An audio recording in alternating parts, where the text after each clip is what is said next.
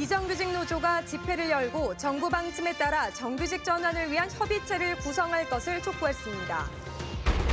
월성원전과 인접한 주민들이 이주를 요구하며 3년째 농성을 하고 있지만 정부와 한수원, 경주시는 별다른 대책을 세우지 않고 있습니다. 전국에서 가장 많은 전기차 구입 보조금을 지급하는 울릉군이 친환경 에너지 자립섬 구축에 나섰습니다. 여러분 안녕하십니까? 적지 않은 비정규직들이 근무하고 있는 한국수력원자력의 비정규직 노조가 한수원을 규탄하는 기자회견을 열었습니다. 이들은 한수원이 정부 방침까지 어기면서 정규직 전환을 위한 협의체 구성을 하지 않고 있다며 비판했습니다. 장미쁨 기자가 보도합니다.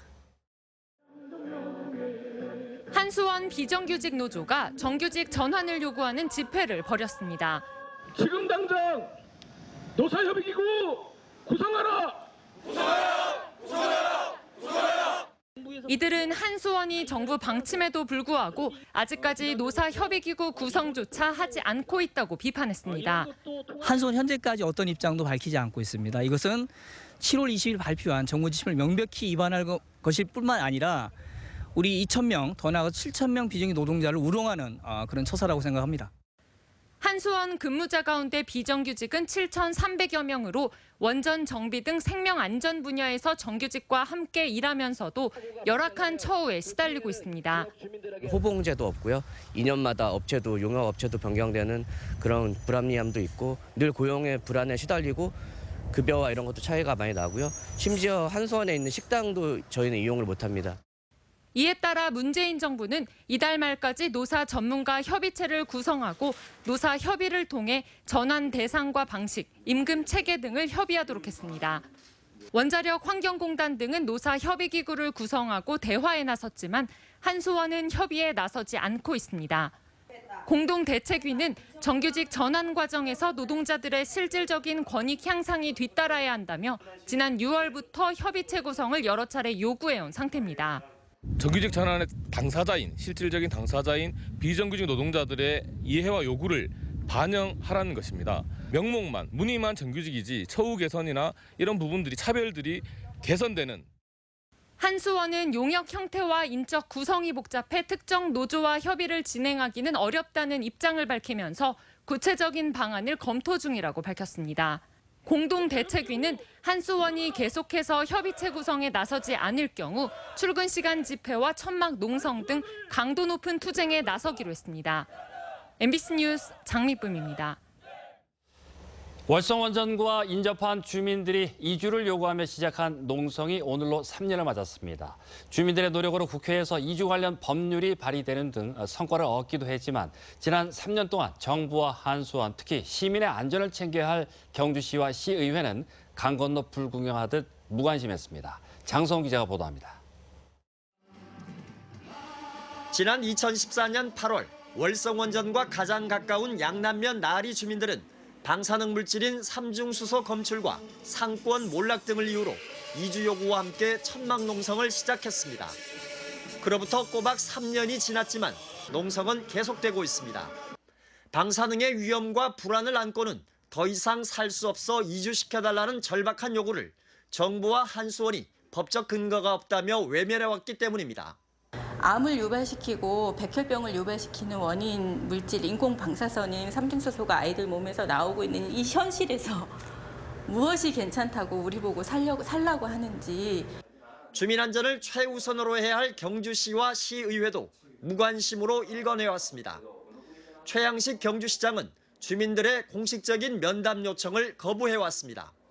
이렇게 3년 동안 벌어지는데 아무도 안 동안 만약에 최양식 시장이 자기 친척이나 자기 자식이나 자기 부모가 이렇게 한다고 하면 한 번도 안 보겠습니까? 그럼에도 주민들은 청와대와 국회, 원자력안전위원회 등을 직접 찾아다니며 이주의 필요성을 알려왔고 적지 않은 성과를 거뒀습니다. 지난해 유엔 인권이사회에서 월성원전 인근 주민들의 거주 권한이 보호되지 않고 있다고 보고됐고 산업부 보고서에서도 장기 과제로 발전소 최인전 마을의 개별 이주가 제시되기도 했습니다. 특히 지난해 11월 국회에서는 원전 반경 3km 이내 지역을 완충구역으로 설정해 주민의 개별 이주를 지원하는 내용을 담은 개정 법률안이 발의돼 현재 국회 상임위에 계류 중입니다. 여러 시민사회단체 그리고 경주시의회에서 전부 다 적극적으로 협조를 한다면은 이 법률안이 통과될 것입니다.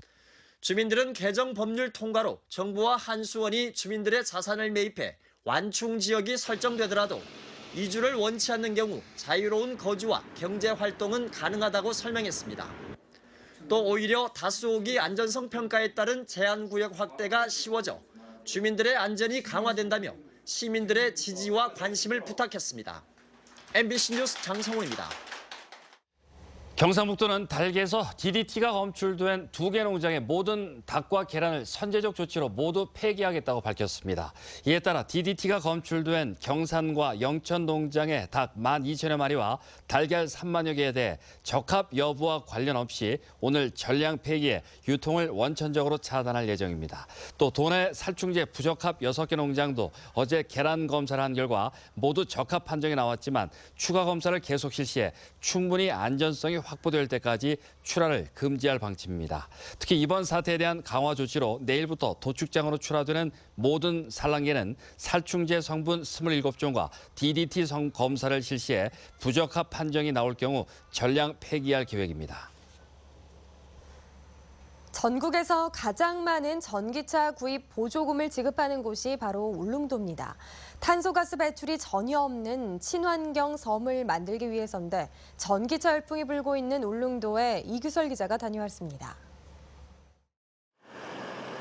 울릉도에서 직접 전기차를 몰아봤습니다. 울릉도의 명동으로 불리는 도동항의 좁은 골목길도 가파른 언덕길도 거침없이 올라갑니다. 울퉁불퉁한 노면도 문제가 되지 않습니다.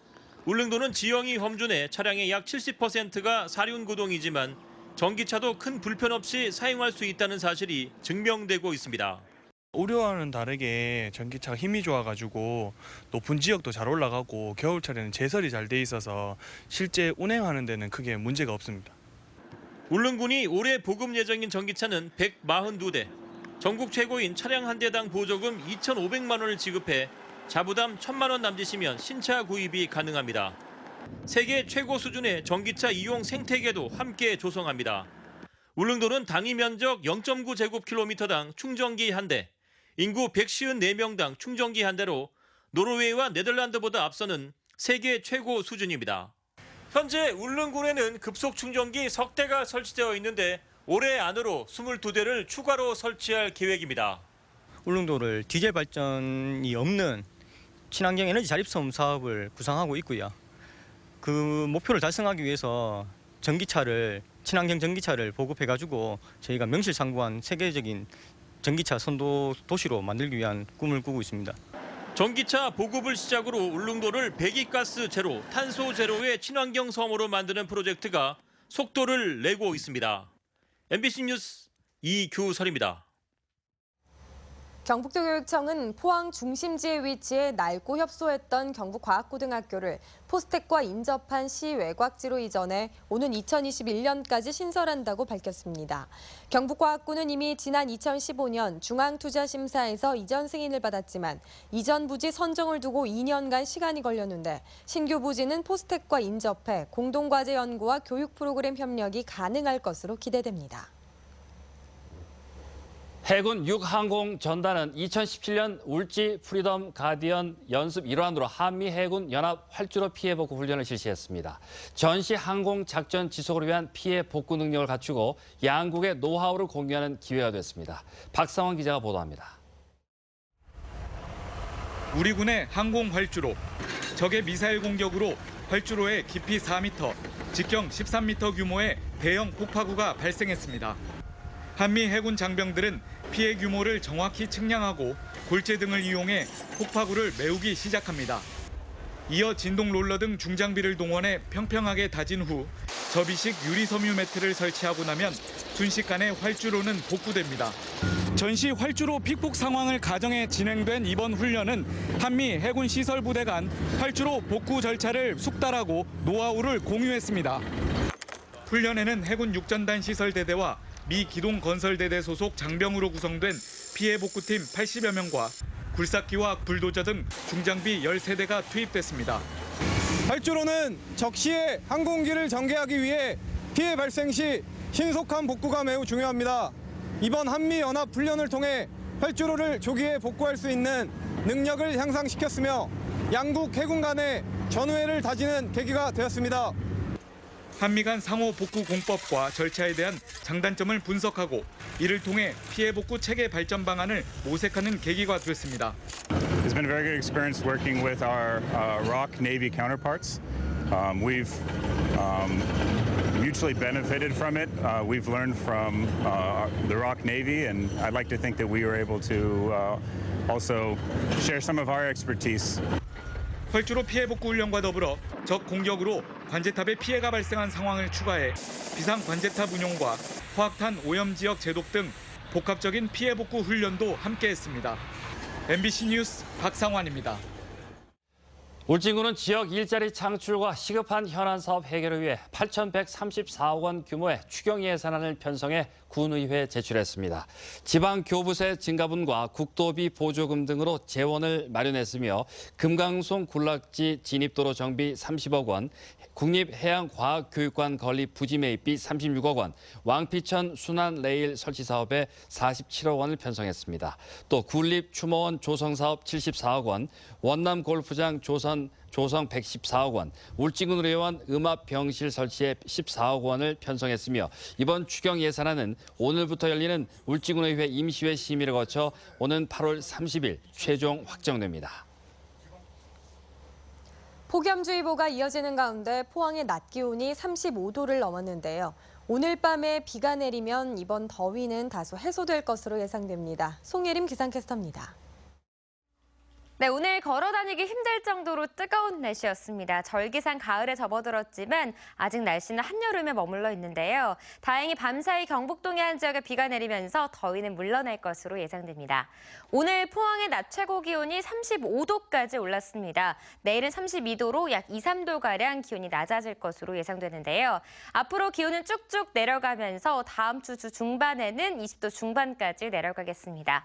이번 주말에는 하늘도 점차 맑아지면서 야외 활동하기 참 좋은 날이 예상되니까요. 가까운 곳으로 주말 나들이 계획해 보시는 것도 좋을 것 같습니다. 자세한 지역별 날씨 알아보겠습니다. 새벽 포항과 경주에 비가 내리겠습니다. 하늘에 점차 구름이 걷히겠습니다. 낮 최고 기온은 울진이 30도고요. 그 밖의 지역은 32도가 예상됩니다. 울릉도와 독도 지역은 구름만 많이 끼겠습니다. 낮 기온은 울릉도가 28도, 독도 27도입니다. 내일 동해남부 해상에는 새벽 한때 비 소식이 있겠습니다. 바다의 물결은 최고 3m까지 일겠습니다. 기온은 점차 낮아지겠고요. 다음 주 초반에는 비 소식이 있겠습니다. 날씨였습니다. 경주시의회는 오늘부터 엿새간의 일정으로 제226회 임시회를 열고 상임위원회별로 조례안 등 안건을 심사해 의결합니다. 이번 임시회의 안건은 경주시 폐기물 처리 시설 등에 관한 개정 조례안과 전통시장 및 상점과 육성 조례안, 음식 판매 자동차 영업장소에 관한 조례안 등 6건입니다. 또 신라대종 홍보관 건립 등 경주시가 계획한 8건의 지방재정 투자 사업에 대한 심의도 할 예정입니다.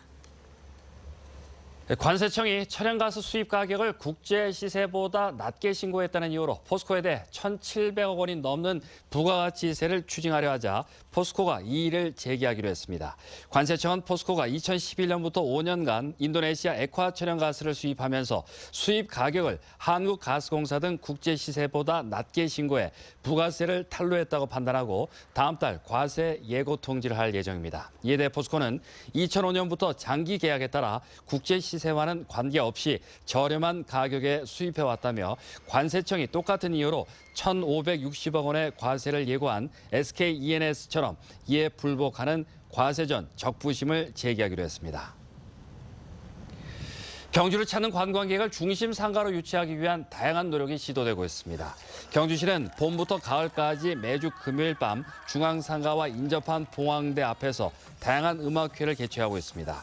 여기다 봉황대와 연결되는 내남 사거리에서 청기와 사거리 150여 미터 구간에서 지난달 2차례에 이어 내일과 모레도 밤 11시까지 봉황 프리마켓을 열기로 했습니다.